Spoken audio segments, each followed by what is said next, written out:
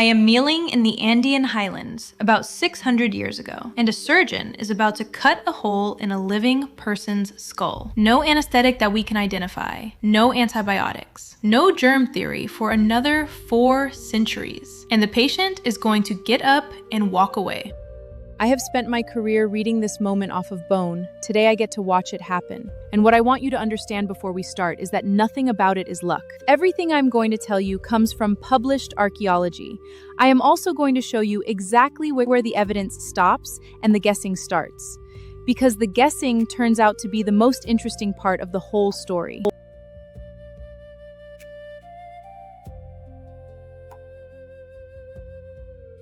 The procedure is called trepanation. You cut, scrape, or drill an opening through the skull, usually to relieve pressure after a head injury. Cultures all over the world tried it.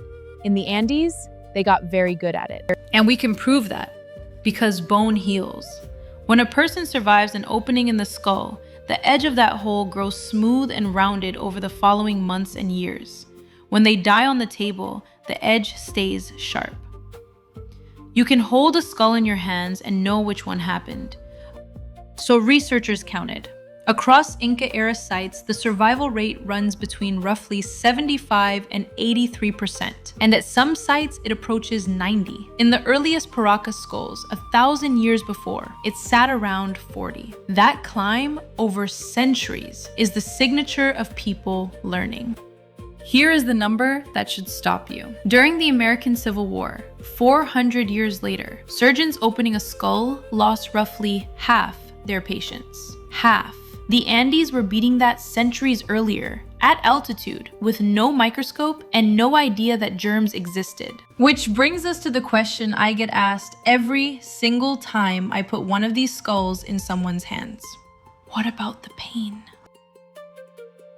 Watch what I do next, because this is what the job actually looks like. I want to tell you they used coca. It is a satisfying answer. Coca leaf is Andean. It numbs. And cocaine, isolated from it in 1860, became the first local anesthetic in the world.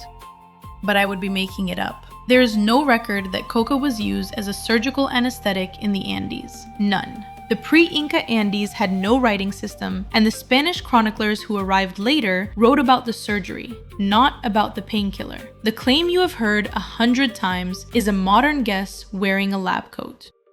What scholars actually say is suspect. Coca? Possibly. Maize beer? Possibly. Datura, a genuinely powerful sedative plant? Possibly. Suspected, not proven. 500 years on, this is still an open question, and anybody who tells you it is settled is selling you something. There is one more clue, and it is a grim one. A great many of these patients came in with head injuries first. Fractures, blows, the kind of trauma the surgery was meant to treat. Which means some of them may already have been unconscious before the surgeon ever started. The injury did part of the work. That is not a satisfying ending. It is an honest one. And honest is the only thing that makes the rest of this worth believing. Now let me introduce you to the man doing the cutting, or at least to his title, because that is what survived. In the Inca Empire, there was a word, Hampica Mayok. It translates roughly as the official in charge of medicines, a state-recognized medical role in an empire with no writing. Scholars say he was the most important kind of healer in that empire, and that he did not simply hand you herbs. He was also the surgeon. Same man, both jobs. And his practice was 2 things at once: real tested knowledge of healing plants and sacred ceremony. Not superstition, not pure science. Both. Refusing to flatten that is part of taking it seriously. Now the caveat, and I want you to hold on to it. Nearly everything we know about that job comes from Spanish chroniclers writing after the conquest. Men like Garcilaso and Guamampoma, with agendas of their own. So we read them carefully. We attribute instead of asserting. But bone does not have an agenda. The same culture that named that job left behind skulls that survived brain surgery. Whatever the chroniclers got wrong, the healed edge around that opening is not a rumor. And it was not only the highlands. On the north coast of Peru, roughly 1,500 years ago, Moche surgeons amputated a man's foot at the ankle. We have his skeleton. The bone healed over and the shaft thickened, the way bone does when you keep putting weight on it. He survived. and he walked. The Moche even sculpted people like him into their pottery, some of them wearing cup-shaped prosthetic feet. And a second amputation turned up later in a Wadi tomb. That is not an accident. That is a practice. Move east into the Amazon and it gets stranger. Hunters there tip their blowgun darts with curare, a poison made from jungle vines, and it stops muscles completely. But the meat from that animal is perfectly safe to eat because curare only works in the bloodstream. Swallow it and nothing happens. Indigenous hunters knew that. When Europeans were told, they refused to believe it. In 1942, in Montreal, doctors used purified curare in surgery for the first time. Suddenly, a surgeon could keep a body completely still and operate safely. The exact compound has since been replaced by synthetic versions, so I am not going to tell you your operating room runs on Amazon vine. What I will tell you is that Amazonian hunters opened that door.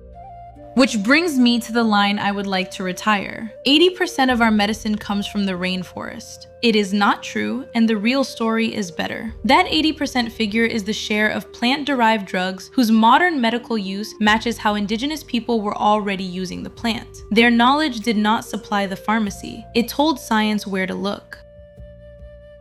Cut a hole in a skull, and the patient lives. Take a foot, and the man walks again. Take a hunting poison and hand modern surgery the one thing it was missing. None of that is luck, and none of it is mystery. It is observation, repetition, and correction. It is science, done by people whose names we mostly do not have. I am Mercedes Belton, an AI avatar. My creator is Mexican by name, American by history. If you learned something, subscribe. There is a lot more where this came from, and every source is in the description. So tell me, did you learn something? Tell me in the comment section below.